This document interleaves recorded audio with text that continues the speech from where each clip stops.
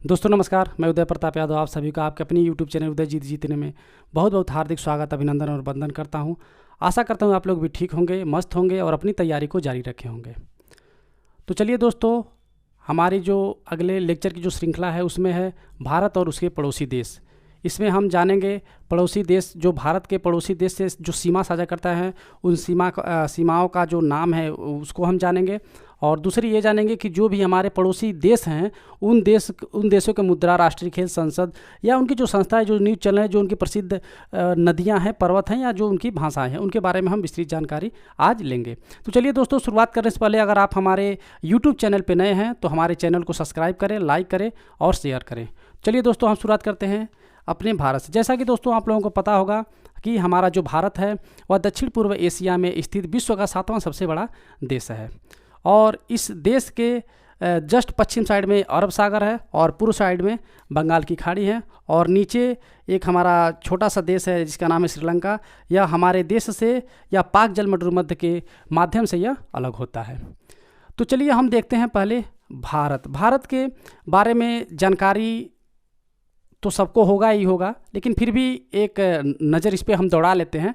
जैसे कि यहाँ के इसकी राजधानी दिल्ली पड़ती है, हमारा जो मुद्रा है रुपया है, हमारे जो राष्ट्रीय खेल है वहाँ की है, हमारा जो संसद है, जो पार्लियामेंट है उसको हम संसद कहते हैं। और जो हमारे पास गुप्तचर संस्था है उसका नाम है रा, IB एंड CBI। रा मतलब रा and analysis wing, IB intelligence bureau, CBI central bureau of investigation.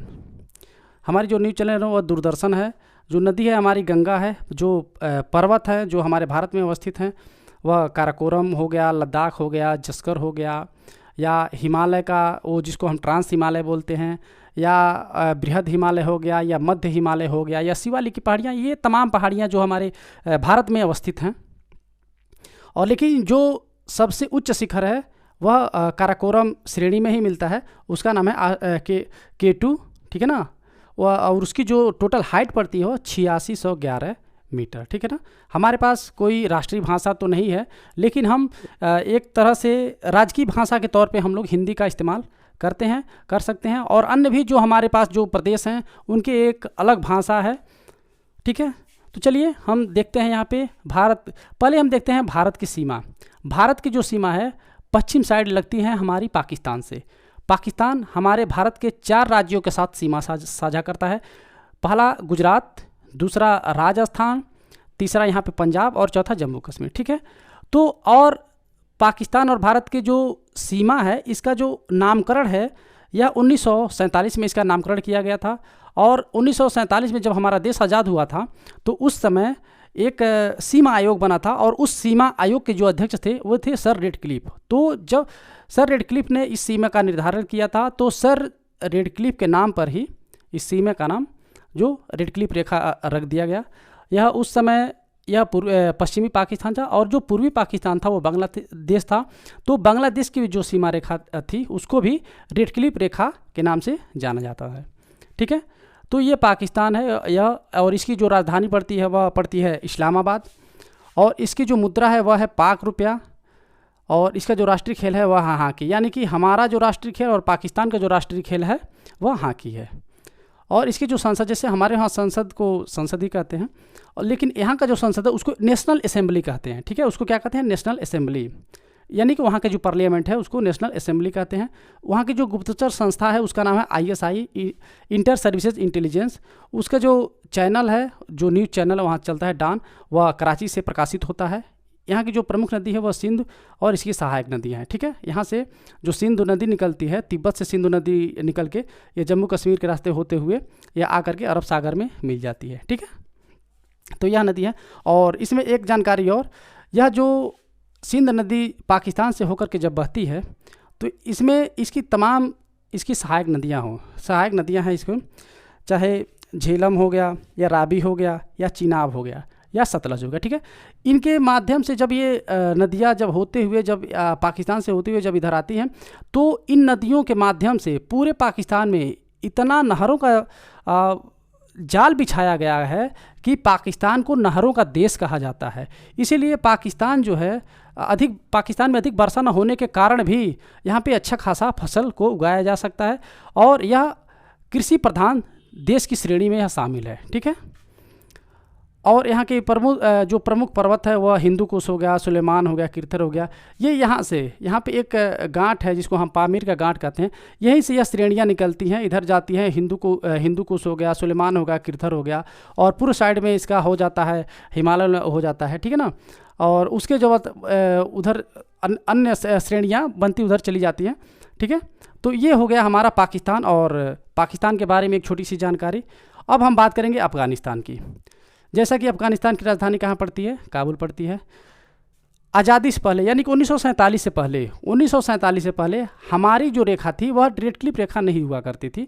वह जो हमारी रेखा हुआ करती थी वह पाकिस्तान से सीधा, ये जो पूरा जो नक्शा आप लोग देख रहे हैं, इस नक्शे में यह ड्यूरेंट रेखा है वही हमारा रेखा हुआ करती थी अफ़गानिस्तान के साथ।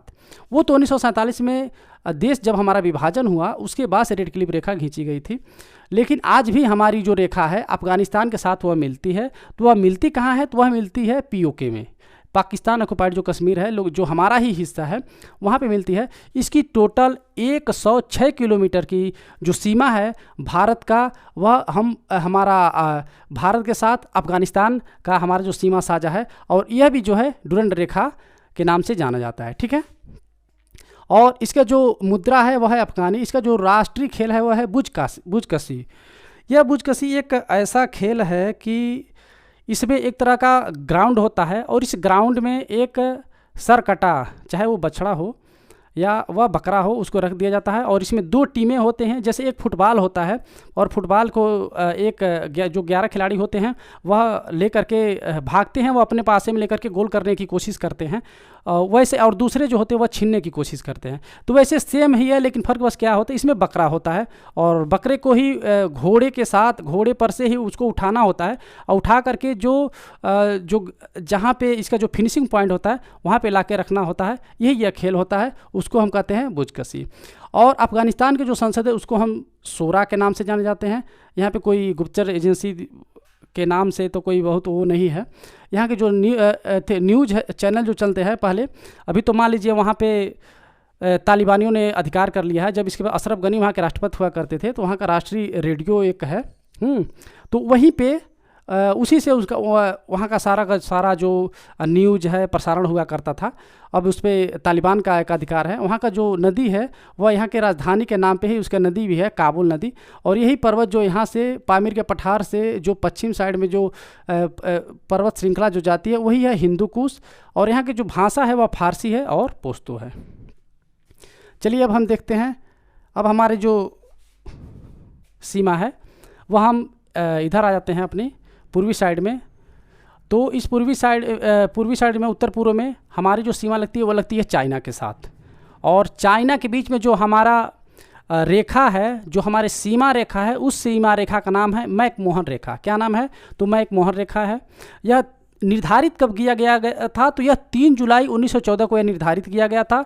यह निर्धारित किन के बीच में किया गया था, तो यह भारत और चाइना के बीच में निर्धारित नहीं किया गया था, यह भारत और तिब्बत के बीच में निर्धारित किया गया था। आज तिब्बत को चाइना ने हड़प लिया है, तो वह भारत और चाइना के बीच की ये रेखा जानी जा रही है, लेकिन उस समय भारत और तिब्बत के बीच की यह रेखा जानी जाती थी।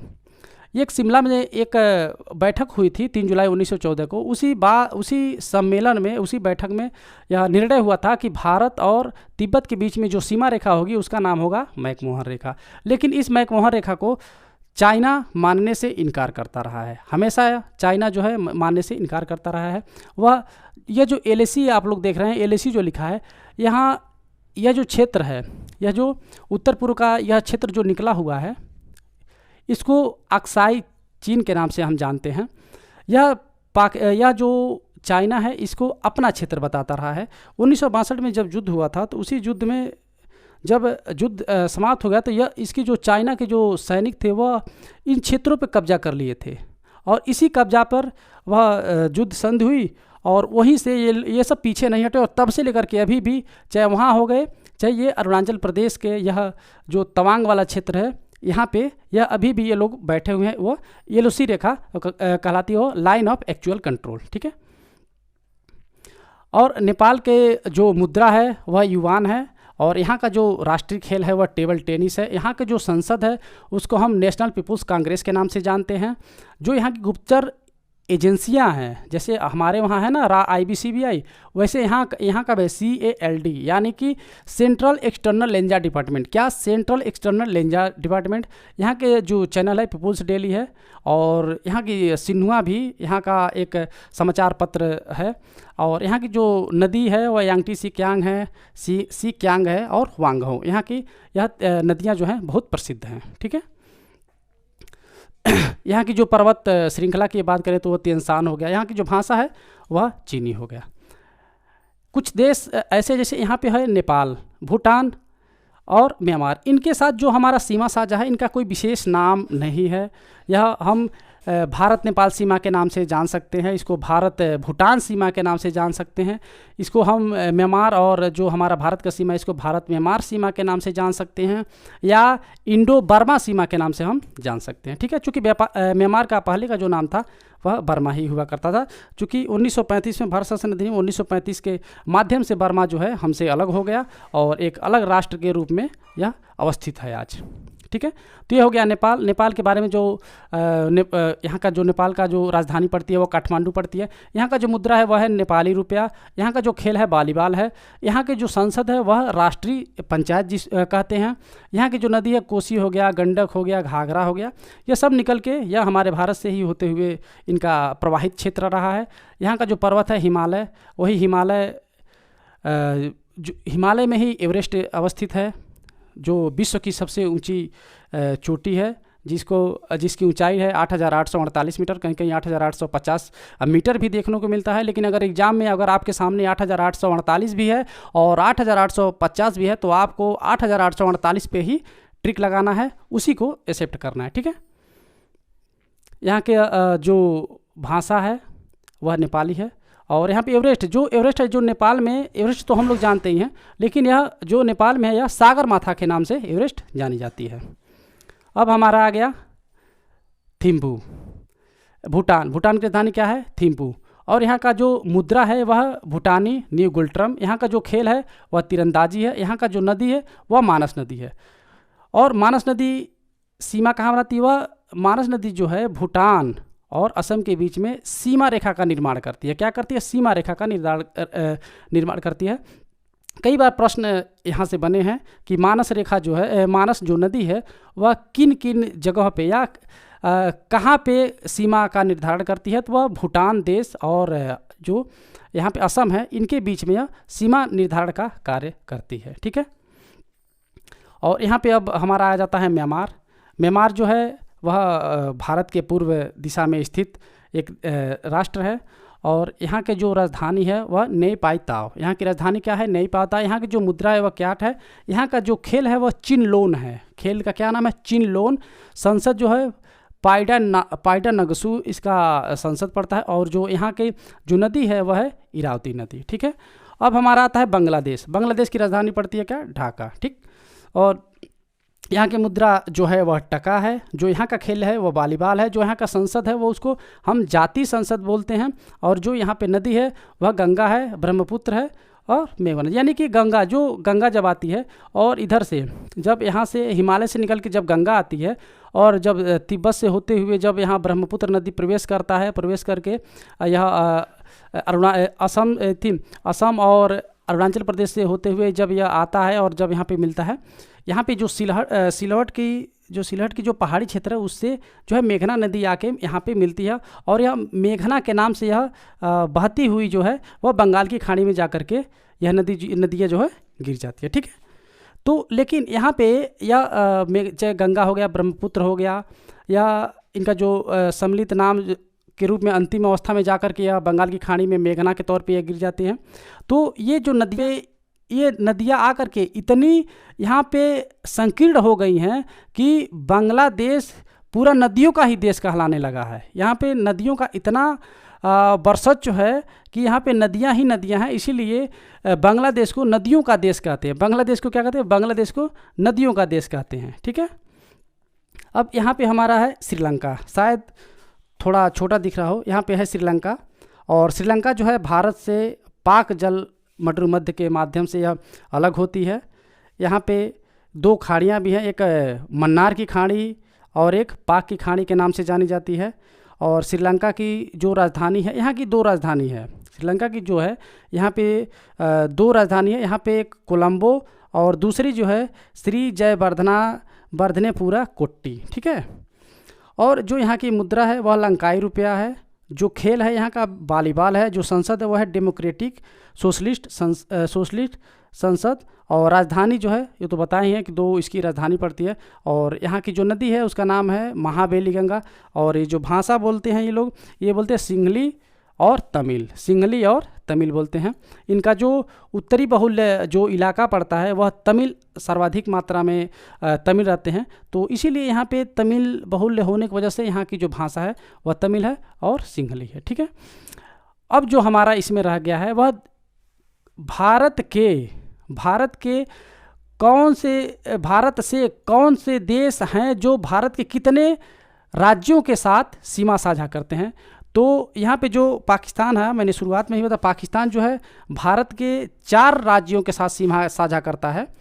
यह बहुत अधिक प्रश्न जो है एग्जाम में पूछे जाते हैं कि पाकिस्तान भारत के कितने सीमाओं से साझा करता है। उनके नाम दे दिए गए रहते हैं, उन नामों का सीरियल वाइज नाम दे दिए होते हैं। उसमें ये झांकना होता है कि कौन सा देश है। जैसे यहाँ पे है 4 देश भारत के साथ सीमा साझा करता है।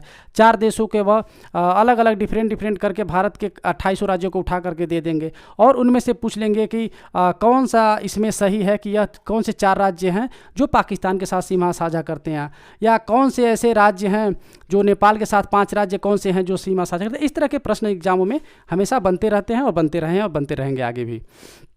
तो ये है पाकिस्तान। तो पाकिस्तान से जो है हमारी 4 राज्य सीमा साझा करते हैं। यहाँ पे हमने पूरे भारत का नक्शा बना दिया है, अंदर का कोई नक्शा नहीं बनाया, लेकिन आप लोग मैप के माध्यम से जान सकते हैं। यहाँ पे यह गुजरात का हिस्सा पड़ता है। यह गुजरात 1, राजस्थान 2, यहाँ पे पड़ जाता है पंजाब 3, और ये जम्मू कश्मीर का जो पश्चिमी सिरा है, पश्चिमी हिस्सा जो है ये 4, यानी कि 4 प्रदेश जो है पाकिस्तान से मिलते हैं। अगर एक का बात करें तो अफ़गानिस्तान से एक मिलता है, ठीक है ना, जम्मू कश्मीर, ठीक। अब चूँकि यह हम बताना इसको भूल गए कि यह जम्मू कश्मीर जो है, मान लीजिए पहले तो यह राज्य हुआ करता था, लेकिन मान लीजिए इस समय तो यह केंद्र शासित प्रदेश है और यह 2 हिस्सों में इसको बांट दिया गया है। एक यह जो हिस्सा पड़ता है, यह जो हिस्सा पड़ता है यहाँ से जो ये हिस्सा पड़ता है, यह लद्दाख अधिकृत प्रदेश, केंद्र शासित प्रदेश इसको घोषित बना दिया गया है। और यह जो क्षेत्र पड़ता है यह जम्मू एंड कश्मीर के नाम पे इसको बना दिया गया है, ठीक है। अब जो हमारा आता है वह है चाइना से भारत की 5 राज्य जो हैं वो सीमा साझा करती हैं। वो राज्य कौन कौन से हैं? तो पहला राज्य हो जाएगा लद्दाख वाला क्षेत्र, ठीक है। और दूसरा क्षेत्र जो हो जाएगा यहाँ पे वह पड़ जाएगा हमारा हिमाचल प्रदेश, और यहाँ पे हमारा आ जाएगा उत्तराखंड 3, यह है सिक्किम 4, और यह है अरुणाचल प्रदेश, यानी कि 5। यानी कि भारत की जो 5 राज्य हैं वह चाइना के साथ क्या करते हैं, सीमा साझा करते हैं, ठीक है। यहाँ पे है ऐसे हैं जो नेपाल के साथ भी सीमा साझा करते हैं, यानी कि 5 प्रदेश जो हमारे चाइना के साथ भी साझा करते हैं और 5 प्रदेश जो है हमारे नेपाल के भी साथ सीमा साझा करते हैं। उनमें से पहला हो जाएगा हमारा उत्तराखंड, दूसरा हमारा यहाँ पे हो जाएगा उत्तर प्रदेश, फिर तीसरा हमारा हो जाएगा यहाँ पे बिहार, फिर हमारा चौथा हो जाएगा यहाँ पे पश्चिम बंगाल, और 5वां जो होगा हमारा पड़ जाएगा सिक्किम। यानी कि 5 प्रदेश जो हैं हमारे नेपाल के साथ सीमा साझा करते हैं।